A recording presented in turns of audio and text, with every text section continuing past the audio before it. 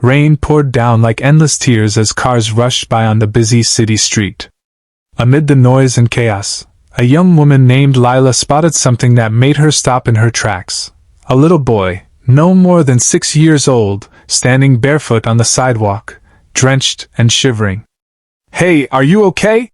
she called gently, crouching down beside him. His small hands clutched a toy car, his eyes wide with fear. I can't find my daddy," he whimpered. "He went to get something, and I can't find the car anymore." Lila's heart twisted. She had nothing, no umbrella, no coat, not even enough money for dinner. But at that moment, none of that mattered. She pulled off her old sweater and wrapped it around him. "Don't worry," she said softly. "We'll find him together." She guided him to a nearby cafe, her shoes soaked through, her hair dripping. The cashier frowned when she asked for hot chocolate, but when Lila opened her worn-out wallet, the woman shook her head. "It's on the house," she said quietly, watching the girl's kindness. As the boy sipped the drink, his tiny voice broke the silence. "My daddy says good people are like lights. You just found me, so maybe you're a light too." Lila smiled faintly, unaware that the boy she just helped would change her life forever, and reveal a truth she never imagined. Across town, panic spread like wildfire inside a sleek black limousine parked near a crowded shopping mall. Ethan Cross, one of the city's most powerful billionaires, had just realized his son, Charlie, was missing. "Find him!" he barked into his phone, his voice cracking despite his usual calm authority. "Check every camera, every corner, now!" The security team rushed into motion. For years, Ethan's life had revolved around business meetings, luxury, and control. But in that terrifying moment, none of it mattered. The world's richest man felt utterly helpless. Meanwhile, across the rain-soaked streets, Lila sat with Charlie inside the small cafe. She'd managed to dry his clothes under the hand dryer in the restroom, and used her last coins to buy him a muffin. "You'll be okay," she whispered. "We'll find your dad soon." Charlie smiled up at her, his eyes trusting. "You remind me of my mom. She used to sing to me when I was scared." The words hit her like a quiet ache. She had no family left, no one to care for, no one to call her own. Yet here was this little boy, lost and scared, clinging to her kindness. A moment later, the cafe door burst open. 2 men in black suits rushed in, scanning the room. "Charlie!" one of them gasped. The boy's face lit up. "That's Daddy's driver!" Lila blinked in surprise as one of the guards spoke into his earpiece. "We found him. Safe. With a girl named Lila." Minutes later, sleek cars surrounded the cafe. People turned to stare as Ethan Cross himself stepped out into the rain. His eyes locked onto Lila, the drenched young woman holding his son's hand. He didn't say a word at first, but the look in his eyes said everything. The cafe fell silent as Ethan Cross walked in, tall, commanding, his expensive suit soaked by the rain. His eyes darted straight to Charlie, who ran toward him shouting, "Daddy!" Ethan dropped to his knees, hugging his son so tightly it almost hurt. "I thought I lost you," he whispered, his voice trembling. Then his gaze shifted to Lila, the young woman standing by the counter, dripping wet, clutching her worn bag. For a second, gratitude flickered in his eyes, but then suspicion replaced it. "You were with my son?" he asked coldly. Lila hesitated. "Yes. I found him alone.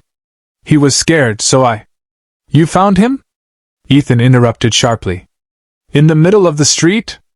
And brought him here instead of calling the police?" His tone sliced through her. She took a small step back, hurt flashing across her face.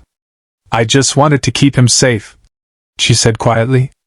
Ethan's security guards stood behind her, one holding a wallet she'd accidentally dropped. "Sir," one of them said, "she doesn't have much. No ID, no phone." To Ethan, that sealed it. He thought she might be after something. "Do you realize who my son is?" he demanded. Lila blinked, confused. "No. I don't care who he is. I just couldn't leave him alone in the rain." Before Ethan could respond, Charlie tugged on his sleeve and said, "Daddy, she's a good person. She gave me her sweater. She's my light." Those simple words froze Ethan. The same phrase his late wife used to say. Be someone's light. He looked back at Lila, guilt creeping in. For the first time in years, the billionaire realized he might have just judged an angel in rags. Ethan stood frozen for a moment, Charlie's words echoing in his mind. She's my light. The same phrase his late wife used before she passed away. It struck him deeper than he wanted to admit. He exhaled slowly, his tone softening. Miss, I owe you an apology. Lila looked startled. You don't owe me anything, sir. I just did what anyone would do. Most people, Ethan replied quietly, would have walked away. He pulled out his wallet and took out a thick stack of cash. Please take this as a thank you. Lila shook her head. No, sir. I don't want your money. I just wanted to make sure he got home safe. Ethan stared at her, speechless. In his world, kindness usually had a price. Yet here was a young woman with nothing, refusing money from a billionaire. He cleared his throat. At least allow me to drive you home. It's the least I can do. She hesitated, then nodded. As they stepped outside, Charlie held her hand tightly, unwilling to let go. Can she come with us, Daddy? He pleaded. Ethan smiled faintly. Of course. When the car door closed, Lila couldn't help but glance at the lavish interior, the soft leather seats, the quiet hum of wealth. It felt like another world. At the mansion, Ethan insisted she come inside for dinner. You helped my son, he said warmly. You're our guest tonight. Lila hesitated again, her humility battling her exhaustion. All right, she whispered, smiling softly. As she followed Charlie through the grand marble hallways, Ethan watched her, this girl with nothing but compassion, and for the first time in years, his lonely house felt alive again. Dinner that night felt unlike any meal Ethan Cross had shared in years. The grand chandelier glowed softly, but it wasn't the golden light that made the room warm, it was Lila's presence. She laughed gently with Charlie as he told her stories, her eyes bright even through her exhaustion. Ethan watched quietly, struck by how natural she seemed in his home. For years, the mansion had been silent, just servants, meetings, and memories. But now, it echoed with laughter. Lila, he said finally, you've made my son happier than I've seen him in a long time. Tell me about yourself. She hesitated, setting down her fork. There's not much to tell. My parents passed when I was young.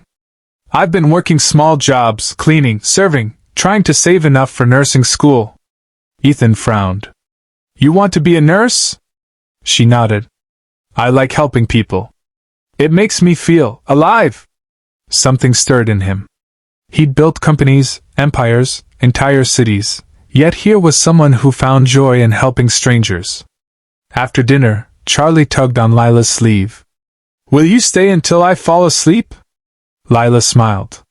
Of course. She sat beside his bed, humming softly until his breathing slowed. Ethan stood by the doorway, unseen, watching the scene, his son at peace, the woman who'd saved him singing a lullaby his wife once used to hum. In that quiet moment, something inside Ethan broke. The walls he'd built around his heart began to crumble. He realized it wasn't just his son who'd been lost that day. He had been too. And maybe, just maybe, this poor girl had found both of them.